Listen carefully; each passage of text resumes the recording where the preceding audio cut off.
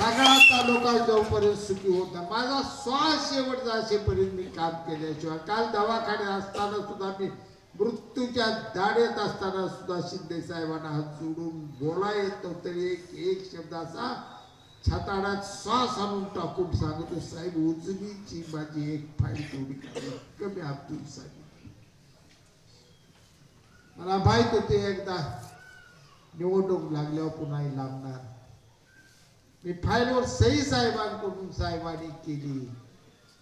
फडणवीस साहेबांनी अतिशय वेगात त्याचं टेंडर केलं, अतिशय वेगात ते काम केलं, वर्क ऑर्डर झाले, आज लढाई होऊन पडले.